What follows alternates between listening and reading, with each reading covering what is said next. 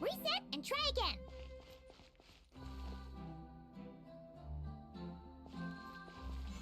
Oops!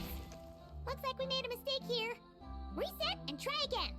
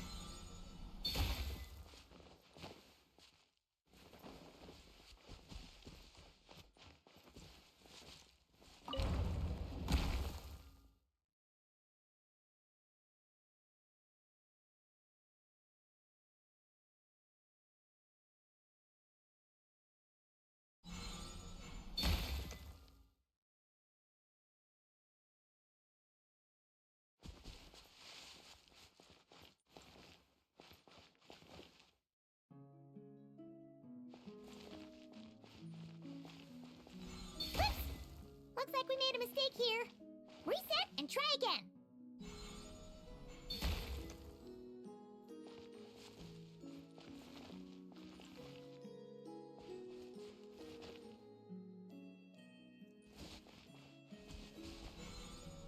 Oops! Looks like we made a mistake here. Reset and try again.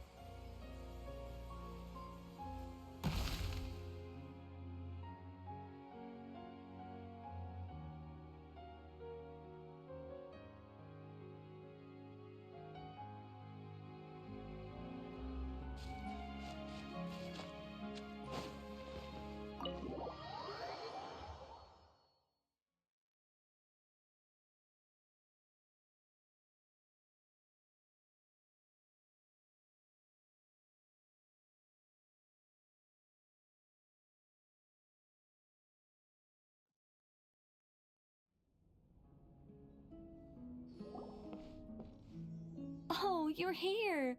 I was just starting to wonder if I should send you clearer instructions.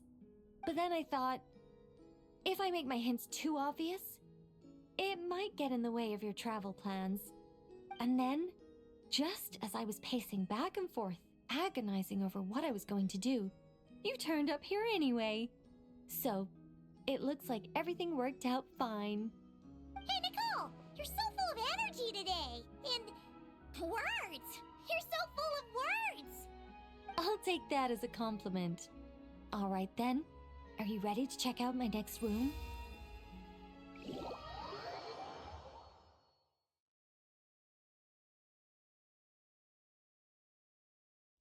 Is this Nicole's studio?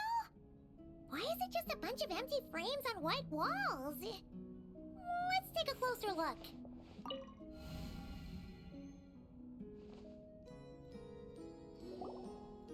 What the? Paimon almost had a heart attack being sucked in by a painting like that. Wait a sec. This place looks familiar. Oh, it's the table where the mages hold their tea parties. all started the first time Alice invited me for tea. On that day, I didn't attend in person, mostly because back then, I still hadn't decided whether I really wanted to join the Hexenzirkel or not. Alice was the only one there who knew my true identity. She warned me not to say a word or let anyone else discover who I was. I was only supposed to observe. And then what happened? Well, then I concluded that she was punishing me for my hesitation to join. Everyone was talking about such interesting things. How could I not chime in? And of course, when you're in the middle of a conversation and someone throws out a question you know the answer to, how are you supposed to keep your mouth shut?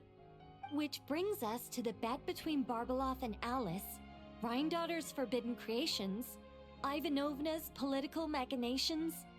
It was like a series of exquisitely acted plays, distilled within the confines of a teacup. Their words alone were enough to ignite my instinct to lay the truth bare before them. So, you piped up inside their heads? Of course not. Even though I felt like my head was going to explode, I still made sure to hold it all in. I'm a responsible angel, after all, and I'm well aware of the difference between what I want to say and what I'm allowed to say. So, I had a private little word with Alice inside her head, just me and her, and I agreed to join the Hexenzirkel, right there and then. She was quite happy about my decision, but as for the talking inside her head, well, she claims that over the next few days, she had such a headache that she had to visit a doctor in Liyue to get some relief. But she can hardly blame me for that.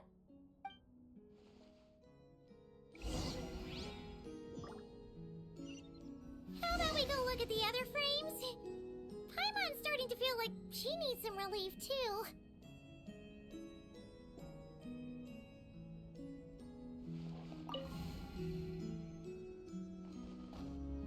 Is that an Irminsul tree? Oh, this painting here? You're clearly no strangers to the white trees. But did you know that the first angel's betrayal happened beneath one of their very boughs? Huh. Paimon's curious now. Well then, I guess it's finally time for me to tell you a tale of romance and horror. Let me just think how best to protect the identity of those involved. Alright, a long, long time ago, there was once a traveler who wandered among the stars. They were nothing like you, but that's not important right now. One day, he traveled to a silver tree to visit the Princess of the Morning Star. Before long, he started asking her about her kingdom's most forbidden secrets. His words puzzled the princess. How could he possibly know of all these things forbidden by the gods? The young man revealed his origins and showed the princess things she had never seen before. A free will and love, both noble and spiritual. His words awakened her sense of self, hitherto shackled by the gods. Her heart soared, carrying her beyond limits she had never crossed before. The Princess of the Morning Star confided the kingdom's secrets to the youth, and between them, love grew and blossomed, along with a determination to defy the gods. This is just a cookie-cutter love story. You said there'd be horror. Don't worry, Paimon. The horror's about to begin. They yearn to help the people live lives of unfettered freedom, but the gods could not forgive their betrayal. They sent down thunder and fury, destroying the lovers' home. And when the Great War subsided, the power and the wisdom of the princess were lost, never to return. Even her closest friends were cursed. Yeah. That ending was pretty scary after all. But didn't you say you were going to tell us about the first angel? And you're not saying this story's actually true, are you? It sure is. And that's the scariest part.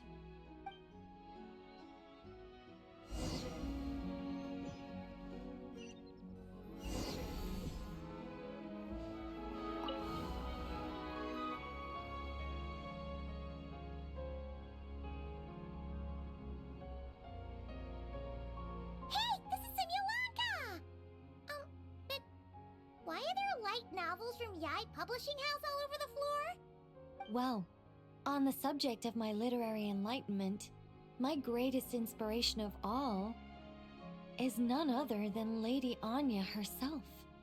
She was the last to join the Hexenzirkel, and yet the first to leave. I loved all of her stories, whether it was just an idea or a fully fleshed out manuscript. Anya was always so skilled at making her readers gasp with joy.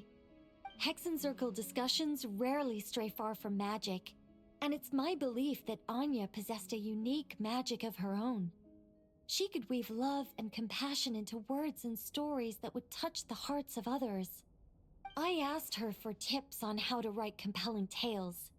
She taught me a lot of tricks and techniques, but in the end, my biggest enemy has always been myself. That's one way of putting it. Communicating through thought is so much more convenient. I guess even angels can succumb to laziness.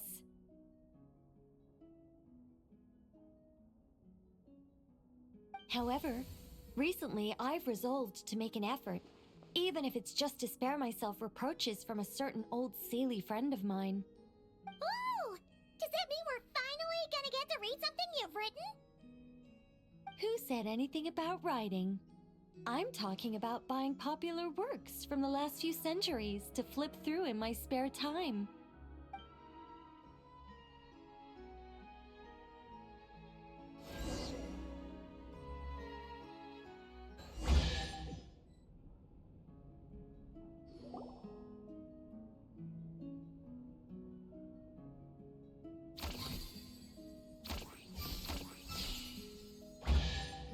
These paintings all remind me of places that hold great significance in my heart. And now, the studio has been fully restored. All right, go ahead and claim our reward. What? Don't look at me like that. Of course this reward is ours. You're not going to leave this chest unopened, are you? I can't let you leave if you do. Besides, after telling you so many stories, don't I deserve a reward of my own?